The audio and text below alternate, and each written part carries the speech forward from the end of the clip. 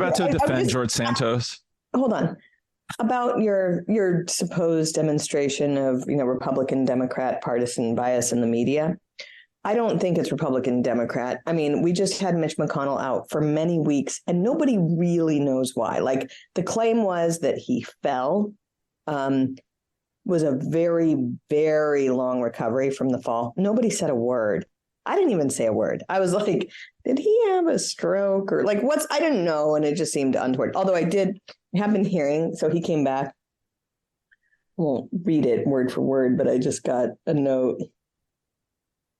Yeah, basically, I got some sometimes I chat with members of Congress or the Senate, and I got word that the Republicans really enjoyed Mitch McConnell's 6-week absence. They thought everything ran very smoothly, really smoothly. Everything was great. There was less of the petty vindictiveness, but without his dark, brooding omnipresence, everyone thought the conference ran much smoother and healthier. They all just got along better. There were definitely widely different views in the Republican conference in the Senate. You have hardcore right, hardcore left, and all the mushy middle. But they said that they all just seemed to get along better and be more open and honest with each other about what they wanted to do while Mitch McConnell was gone, for whatever it's worth. That's a good example, for instance, where Mitch McConnell is elderly, but who's going to replace him when he leaves? I mean, is the replacement going to be any better? Seems unlikely to me.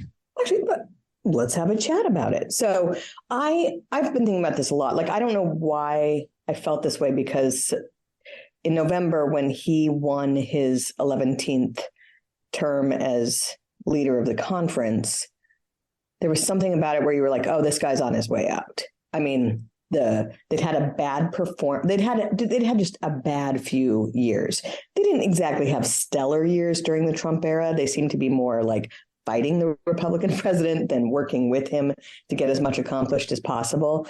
But then the first 2 years of the Biden presidency, they were just more like helpers the first 2 years of the Biden presidency, if that's not what I said, they were helpers to Biden, as opposed to what you saw with Senate Democrats during the Trump presidency, where they're like, we're going to make this guy's life a living hell, from Russia collusion hoax to fighting every single person he nominates.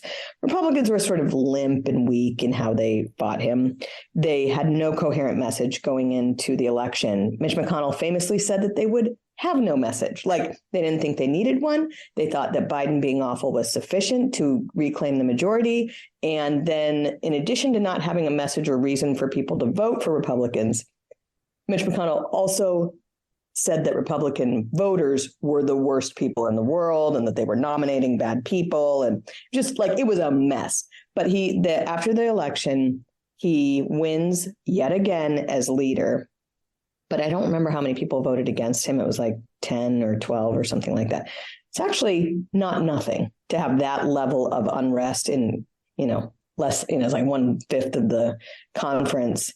And so you can kind of just tell his power was weakening, and he cracks down on people. He starts punishing people who had criticized him for some of his less wise decisions, like Rick Scott, or, he kind of was sniping at him in the press, and he was removing people from committees just out of spite to try to secure power. And whenever you're doing that, it's sort of a weak move. And then he has this fall, we're told fall, we get no details on the fall. He's out for 6 weeks.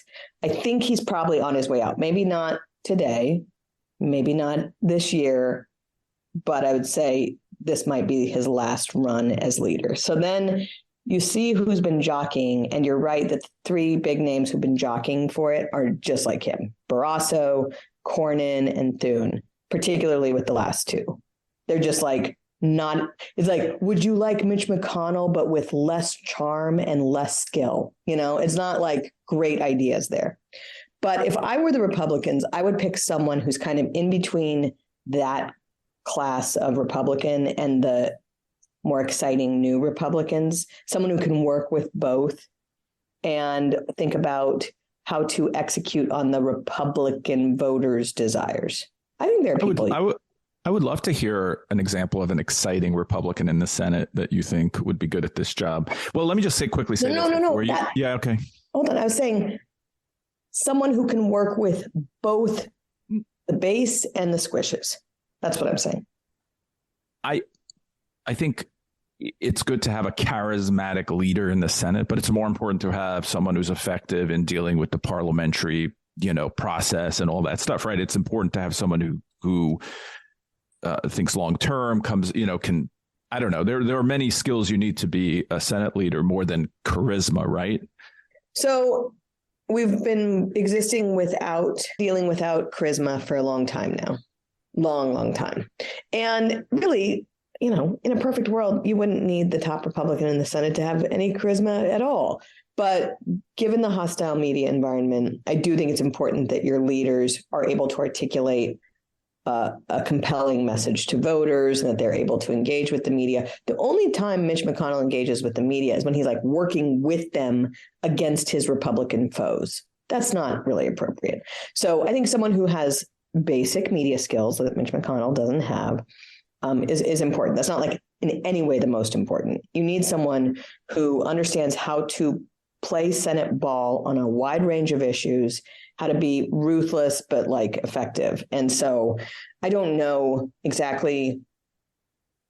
To me, it's almost like you need someone with that desire more than anything else. Like one good thing about Mitch McConnell, he came to DC as a bureaucrat and all that, political appointee, kind of wanting to eventually become Senate Majority Leader. Like he had that vision. He didn't want to become president. He didn't want to become a judge. He wanted to become Senate Majority Leader. And so he set about on his goal. A lot of these guys in the Senate want to be president, and they are not going to become president. They might run for president, but they're not going to become president. So the sooner some of those guys accept that reality, I think the better, and they could start jockeying to replace Mitch McConnell. I mean, it's going to happen soon, right? So at some point, I don't know. He's like 81. I think he's around the same age. According to Mitch McConnell, he's going to be here forever and he's in perfect health and it's great. And he released a video showing himself shuffling through the Senate, Joe Biden style. So cheers. No, I remember. So yeah, Lindsey Graham offers up a 20-week protection. And the idea is, well, if Republicans can at least say they support at 20 weeks, which is like so overwhelmingly popular, it's unbelievable. This will change the debate at the national level. And instead of getting behind it, Mitch McConnell was like, I don't know why he wants to talk about babies. I don't think this is a good idea. Like he sabotaged his own member who's not even like, I mean, it's just unbelievable.